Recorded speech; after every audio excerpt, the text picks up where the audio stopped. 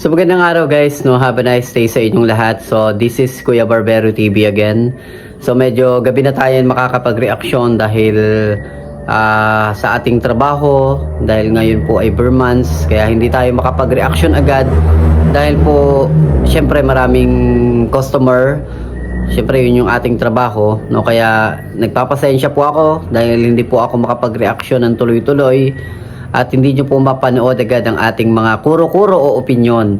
So ngayon guys, meron tayong pag-uusapan. Ilan yung pag-uusapan natin, si Krista at ng ilang mga beneficiary ni Kalinga Prab. So bago natin simulan yung ating reaction video, yung ating kuro-kuro o opinyon, syempre gusto ko munang pasalamatan yung nasa likod ng ating nare-reaksyonan. Walang iba kundi si Kalinga Prab. So sa video na ito guys, gusto natin na ma-appreciate yung kanilang mga video at gusto ko na mapasalamatan sila, no, bilang isang nagre-react. Syempre blessing dito sa atin na magkaroon ng privilege na makapag-react sa ganitong mga video ni Kalinga Prab. So yun guys, no, sa reaction na ito sa ating kuro-kuro o opinion, meron lang tayong pag-uusapan kasi alam naman natin na sa Vietnam ang Team Kalingap kasama ng iba't ibang mga miyembro nito sa pangunguna ni Kalinga Prab, no? So yun guys, meron tayong mga nabasa kung bakit may ilang mga hindi nakasama. Nagupitan natin yung ilan sa mga Team Kalingap na itong mga nakaraan at napag-usapan nga namin habang kami nagugupitan na sila ay papunta sa Vietnam at meron nga talagang mga hindi makakasama, no? May iba't ibang dahilan, meron iba't ibang mga reason yung bawat mga tao o bawat miyembro na hindi nakasama. Yung iba busy, yung iba may pamilya na, yung iba naman talagang hindi makasama dahil merong mga event or occasion sa kanilang pamilya. Example, may nabasa tayo kung bakit hindi daw kasama si Carla, no, ng na beneficiary ni Kalinga Prab, pero kasama si Papa Joms, no. Tandaan natin guys, no, don't judge yung mga ganitong mga hindi nila pagsama, no. Wag nating husgahan, wag nating bigyan ng maling interpretasyon yung hindi pagsama ni Carla. Hindi naman sa dinedepensahan natin si Carla, pero meron lang kasi tayong napanood o mga ilan na mga nabasa kung bakit hindi daw kasama si Carla. Meron silang kanya-kanyang opinion. Pero syempre, based sa ating opinion at based na rin naman sa iba't ibang mga Team Kalingap na ating nagugupitan, merong mga iba't ibang mga problema at iba't ibang mga reason kung bakit nangyayari na hindi nakakasama yung isang tao. Example, syempre si Carla, alam naman natin na masipag sa pag-aaral at masipag sa kanyang school. So, maunawaan natin na hindi sa lahat ng pagkakataon makakasama talaga siya. Although, laking bagay sana kung makakasama si Carla kasi syempre nandun yung Papa Joms, nandun yung kanyang darling, pero hindi naman natin maiiwasan na na hindi talaga siya makasama gawa ng napaka-hectic ng schedule ng mga college students sa ngayon. So hindi naman ibig sabihin na palagi na makakasama siya gawa ng syempre yung school hindi rin naman agad-agad pumapayag yon. So kailangan pa ng ng pahintulot. Pero kapag hindi pumayag, so walang magagawa. Kaya uunawain natin bilang isang estudyante na nagsisipag, nagsisikap na makaahon syempre sa buhay, uunahin muna yung pag-aaral. So wala namang question doon at hindi naman masama na unahin yung pag-aaral dahil ito naman talaga yung priority o ito naman talaga yung priority ng bata. Kaya yung mga haka-haka na kesyo ganyan, kesyo ganto, so wag nating husgahan agad yung tao. No, tandaan natin na nag-aaral yung bata para sa kanyang pangarap, no? At itong mga ganitong mga occasion, alam naman natin na napaka-hectic ng schedule kapag ganitong mga panahon. So hindi talaga agad makakasama yung bata.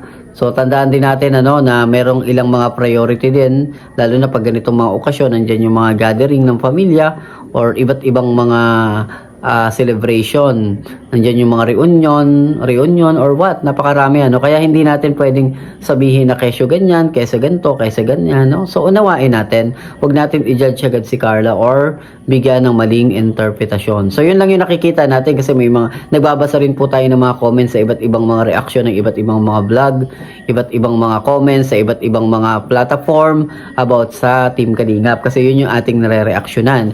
And then yun nga guys, balik tayo sa ating reaction din about kay Krista naman. So mapapanood naman natin sa video kung ano yung ginagawa ni Krista. Panoorin muna natin yung isang video ni Krista.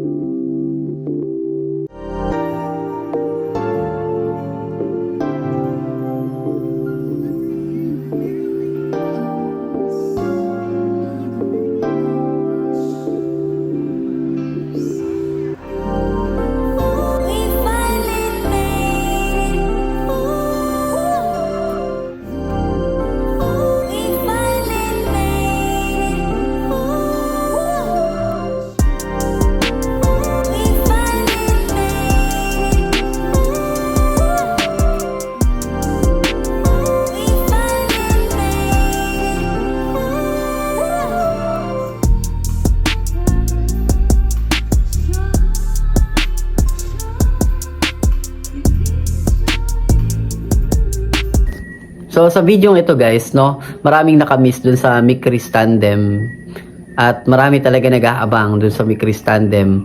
Medyo nakakalungkot lang dahil mga ilang buwan na rin tayong hindi nakakapanood ng tambalang Mikris maliban dun sa pelikula na ginawa ni Kuya Val dun sa Gamu-Gamu, ano. So nakita naman natin doon si Krista na nagtitinda ng kangkong kasama si J. Brad, no? So makikita natin doon yung isang bata doon sa kwento na talagang merong pagpupursige sa buhay o yung pangarap sa buhay si Krista.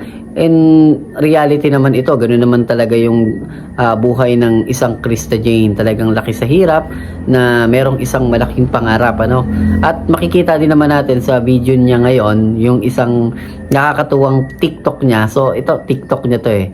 So makikita natin, meron lang tayong ilang observation o kuro-kuro. Dito kasi sa video ito na napanood natin is iba yung gamit niyang cellphone. Ewan ko kung napansin nyo na iba yung cellphone ni Krista. Kasi yung cellphone ni Krista nandito nakalagay sa may dibdib malapit sa unan. At parang natatakpan ng unan yung kalahati. Pero makikita natin yung cellphone niya na nakakover. Ibig sabihin hindi niya ginagamit. Kaya ang tanong, anong cellphone yung ginamit niya? Kaninong cellphone yung ginamit niya? Parang sa observation ko lang o sa aking opinion lang guys, no, ang cellphone na ginamit dito ni Krista ay yung kay Mikoy. Yung kay Mikoy yung ginamit niyang cellphone sa TikTok na ito. So ang katakataka lang, no, bakit niya ginagamit yung cellphone ng isang tao na hindi naman sa kanya? So meron na agad tayong idea, anong meron? Anong meron doon sa paggamit ni Krista ng cellphone na hindi naman sa kanya? So isa lang yung ano neto, isa lang yung nakikita nating dahilan. So ibig sabihin malapit talaga si Mikoy kay Krista at malapit si Krista kay Mikoy, no? So ito kasi personal na gamit, no? Ika nga minsan nga may mga kasabihan nga na sa mag-asawa, pakialaman mo na lahat, wag lang yung personal na gamit ng asawa mo. Pero sa points kasing ito, makikita natin na ginamit ni Krista yung cellphone ni Mikoy. Ibig sabihin walang lihim o walang nililihim si Mikoy, no, kasi kahit yung cellphone pinagagamit kay Krista, no. So meron na tayong idea, ano pang meron sa dalawang to? So may mutual understanding ba? Meron ba silang MU na tinatawag or what? So bahala na kayo guys, no, basta si Kuya Barbero TV. Syempre dahil tayo ay taga-subaybay, masugid na nag-aabang sa Krista and Mikoy, syempre matutuwa tayo dahil love po natin yung Mikris Tandem. At hindi lang yun guys, no, syempre love din natin lahat ng tandem. Kaya nga pinagtatanggol din natin yung ibang mga tandem o ibang mga love team dun sa mga hindi magaganda ang komento at itinutuwid din po natin, ano. Yun nga guys, base po yun sa opinion o kuro-kuro ko ha. So ewan ko sa inyo kung napansin nyo kasi nagre-reaction lang naman ako guys. And then syempre isang magandang balita rin yung ginawa ni Krista na itong mga nakaraan, yung pag-awit niya sa SM, na meron kasi tayong mga kliyente like sa talent management ng ALM sa pangunguna ni Kuya Alvin Magana na nag-handle ng mga ganitong mga event dito sa Daet Camarines Norte. At syempre isa si Krista dun sa talent management na yan na nasa ALM. So makikita natin dito sa isang pag-awit niya dun sa SM, no, sa SM. So makikita natin yung husay at talento ng bata na talagang hindi siya mahiyain, go lang siya sa buhay. Na makikita natin doon sa pagkanta niya, na feel niya yung pagkanta at talagang yung mga ganito kasing klase ng ng paraan ni Krista is paraan na nagpapakilala siya sa publiko o sa tao. So kahit may mga ilan na syempre hindi naman maiwasan na magsabi ng hindi maganda, pero ipinapakita pa rin ni Krista yung yung lakas ng loob na kahit may mga problema, kahit hindi natuloy yung Mikris, so eto ako, sabi ni Krista dun sa video, parang ganun yung sinasabi ni Krista. O eto ako sa video, panoorin nyo ako, ang galing kong kumanta, which is totoo naman. May talent naman talaga si Krista sa pagkanta, kasi nga, yung Mikris Tandem, kaya nga tinawag na tandem, is musical tandem talaga yan, no? Liwanagin lang natin, kaya nga tinawag yan na tandem, musical tandem, kasi dalawang tao na mga awit, dalawang tao na mahilig kumanta, duo sa pagkanta o collaboration. So ipinapakita ni Krista na talagang yung tandem is hindi nawala sa kanya, nandun sa puso at niya at ginagawa niya yung tinatawag na musical tandem. Bagamat wala si Mikoy dun sa video, wala dun sa actual na senaryo, pero syempre Kaya siya tinawag na musical tandem dahil mahilig si Krista sa pag-awit o pagkanta. At stepping stone yung mga bagay na ito sa pag-abot ng pangarap ni Krista Jane. Ano? So makikita naman natin yung kanyang paraan ng pagtayo, paraan ng pag-awit. Talagang papunta na siya doon sa isang tao na talagang magiging professional din ng mga awit. Ano? So syempre nai-enhance pa yung ganitong skill o ganitong talento pagdating ng ilang mga taon. Baka makita natin na mas kumakanta na ito si Krista sa tinatawag na The Voice or what. So aabangan din natin yan. Ano? Hindi naman natin binabaliwala na makilala rin itong batang ito as sumikat din sa larangan ng pag-awit. Pero yun nga guys, ang payo ko lang sa kanya, unahin muna yung pag-aaral at maging mabuting bata sa kanyang, maging mabuting bata at maging mabuting anak sa kanyang magulang, which is nakikita naman natin yung katangian ni Krista. Kaya nga tayo humahanga at bumibilib dahil syempre bihira yung mga ganitong mga klase ng kababaihan. Ano? So yun nga guys, maiksi lang yung ating reaksyon, hindi tayo magtatagal. Kung ano lang yung opinion nyo, kung ano yung opinion ko, ay pakirespeto na lang po. At kung ano yung opinion nyo, pwede nyo pong i-comment dito at pwede po natin pag-usapan. At kung mayroon mga nasabi si Kuya Barbero TV na hindi maganda, umuuna na po ako na pasensya o apologize po sa mga hindi nagustuhan yung ating video. Yun nga guys, paki-like and share din at support din ang ating YouTube channel, ang ating munting tahanan, Kuya Barbero TV. At syempre, nagpapasalamat ako sa inyo at nagsasabi na mag-iingat kayo.